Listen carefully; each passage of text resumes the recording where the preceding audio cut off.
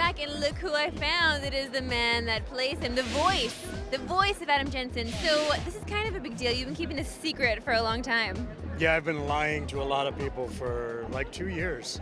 Like lying to friends and family, people on the street, but I couldn't before. But now, yeah, now the game is coming out. It's called Mankind Divided. Could people just jump into this thing without having played the first one? But clearly they need to play the first one? No, I mean, they do have that recap thing, and the story is much more intense, and it's bigger than the last one.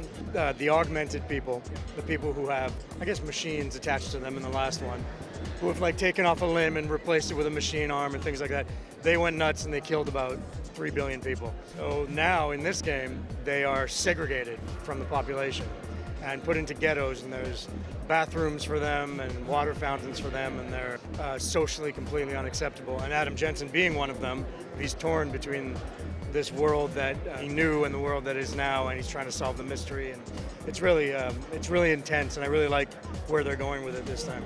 Oh man, okay, so this gets really intense, really dark. Would you say it's a lot darker than the first one as well? Yeah, I mean, I would say it is. I mean, it's the always after the first one, everything gets dark, right? So there's more for Adam to feel this time around. There's a lot more stuff that he's going through. Last time I was kind of going after find out what happened to his girlfriend, but this time it's the world affecting him. Things like Oh wait, so there's no more love? Well, I don't want to give anything away, but there's things that happen, but. You know, I want the juice, Elias. I need to know about Well, the we're talking love about those stories. NDAs, right? Of course, it's fine. The NDAs, I get it. But what do you think fans are going to love about this? Like, fans of the first game are going to love so much about this one. The choice and the replay. For me, it's the fact that you can play this game stealth. You can kill whoever you want. You don't have to kill anybody, including bosses, which was the thing about the last game. In fact, if a choice you make at the beginning of the game changes the course of the game so much that you won't see half of the stuff we've done. So you almost have to go back and replay it again. And that happens often. It branches off so often that you can go back, play it 3-4 times, and have a completely different story. I need to know then, while you play this game, does it distract you? Because I know you play it, your kids are around. Yeah. How do they feel hearing Dad's voice coming through the screen? Well, I think the game's a little too violent for my kids to be watching yet. Maybe later. I guarantee you'll never see it coming. So what can we see you in next? The actual you. The actual me? Yeah. You can see me on this show called The Expanse, which is on Sci-Fi. It looks like a movie. I think it's something like $6 million an episode.